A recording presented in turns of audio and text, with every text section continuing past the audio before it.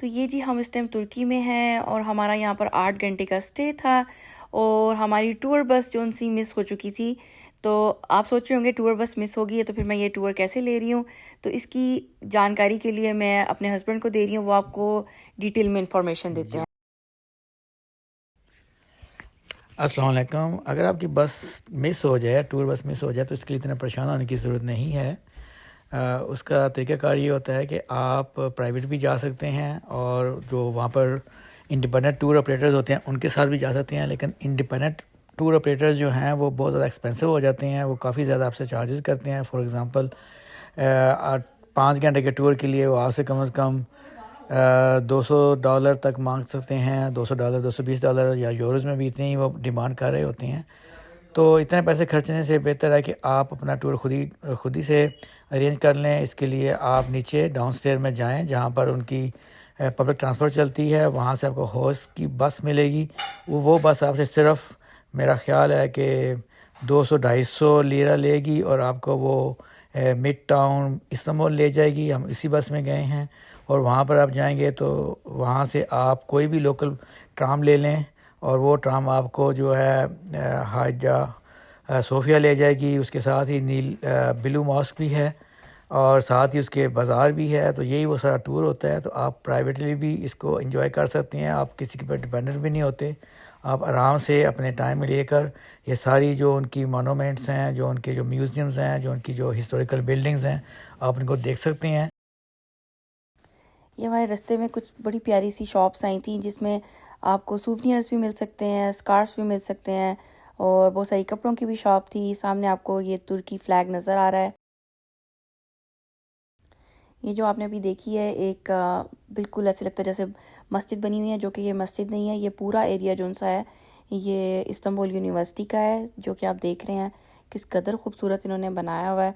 तो हम लोग यहाँ से वॉक करते हुए चले गए थे। जब आपने बस लेनी है, बस टूर जो आप अपने टूर के लिए बस को इस्तेमाल कर रहे हैं, जिसको भी उसको सबसे बेस्ट मैं कहूँगी कि सबसे बेस्ट तो यही है कि अगर आप बस टूर ले लें, अपना मिस ना करें। हम लोगों का तो मिस हो गया था, तो हम उसके लिए अपना पूरा दिन नहीं थे ज़ाया करना चाह रहे।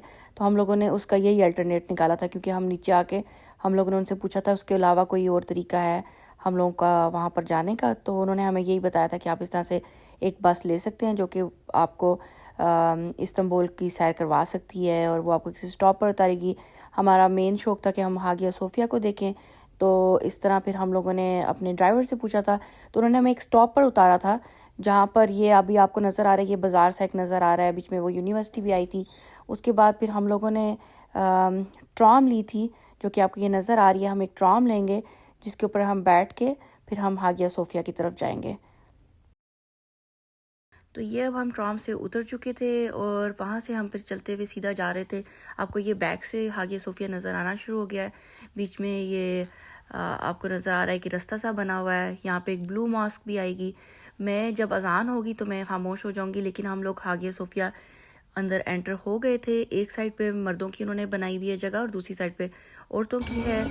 यहाँ से हम लोगों ने अपनी एंट्रेंस की थी और अब मैं अभी आपको अंदर से दिखाती हूँ कि देखिए कितने प्यारे फानूस लगे हुए हैं। ये जो मस्जिद है ये बेसिकली पहले क्रिश्चियंस का चर्च था, जिसको रसूल पाक सल्लल्लाहु अलैहि वसल्लम की कुरान मजीद में पेशगोई के मुताबिक ये बाद में मुसलमानों ने फ़तह किया और इसको मस्जिद में कन्वर्ट कर दिया। और इसके ऊपर अभी भी वहाँ पर फ़ोटो लगी हुई हैं जीसस की और दूसरे वो जो क्रिश्चियनिटी के बुज़ुर्ग हैं उनकी। लेकिन बाद में जब मुसलमानों ने इसको फ़तह करके मस्जिद में कन्वर्ट किया तो फिर इसको मस्जिद की जो इसके ऊपर कैलीग्राफी की गई। लेकिन ये अंदर से बहुत ही जैसे कहते हैं कि इम्प्रेसिव है और अभी भी इसके अंदर वो सारे निशानात मौजूद हैं जो कि बिज़ंतीन ने बनाए थे। उनके जो बड़े बड़े जो उनके स्कल्पचर हैं वो अभी भी वहाँ पर मुझे, जैसे कि आप ये देख रहे हैं तस्वीर में अभी भी। ये बाहर जहाँ से वज़ू करते हैं और अभी अजान होगी, तो आप सुने।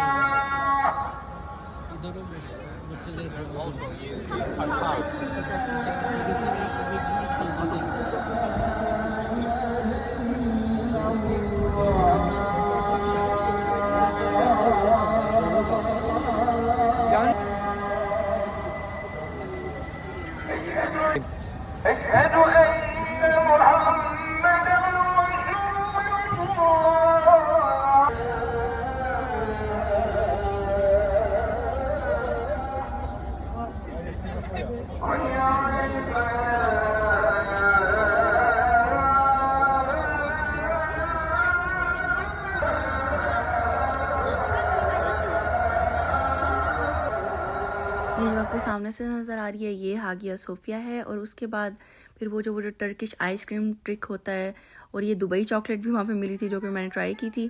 तो ये इन्होंने आइसक्रीम टर्किश ट्रिक किया था जिसको बच्चों ने बहुत इन्जॉय किया। जब भी आप जाते हैं तो वहाँ पर अक्सर आइसक्रीम शॉप में जो सेल कर रहे होते हैं वो आपके साथ इस तरह से ना एक ट्रिक करते हैं। तो ये आप वो देख रहे हैं। तो हम सब लोगों ने ये ट्राई की थी, तो हमें तो काफ़ी महंगी लगी है आइसक्रीम। दूसरा ये है कि जब आप तुर्की में होते हैं तो आपको एक चीज़ अपने माइंड में रखें कि वहाँ पर इंग्लिश जो सी है वो लोग नहीं बोलते, टर्किश ही बोलते हैं। तो अगर आपके पास कोई फ़ोन में ट्रांसलेटर है तो वो काफ़ी काम आ सकता है आपके यहाँ पे। और फिर उसके बाद ये टर्किश लैम्प की शॉप थी जो कि बहुत ही खूबसूरत थी और बड़ी ही प्यारी थी। तो वहाँ से मैंने एक छोटा सा लैंप लिया था क्योंकि हमारा सामान ऑलरेडी पैक हो चुका हुआ था, तो हम मज़ीद चीज़ों को एडजस्ट नहीं कर सकते थे। तो वो मैंने लिया है। अभी मैं उसका जो लैंप का वो जो बल्ब है वो मैं ढूंढ रही हूँ। अल्लाह करे वो मुझे कहीं मिल जाए ताकि मैं अपना लैंप चला सकूँ। और उसके बाद ये हम लोग वापस अब एयरपोर्ट की तरफ जा रहे हैं, और यहाँ पर हम लोगों ने एयरपोर्ट में थोड़ी देर के लिए फिर स्टे किया था अपने प्लेन के उड़ने से पहले। तो मुझे एक और वहाँ पे दुबई चॉकलेट नज़र आई थी जो कि रियल नहीं है, तो मैंने वो ट्राई की। और ये हमारा वापसी का प्लेन है जो कि हमने टर्किश एयरलाइन लेके वापस अमेरिका की तरफ आए थे।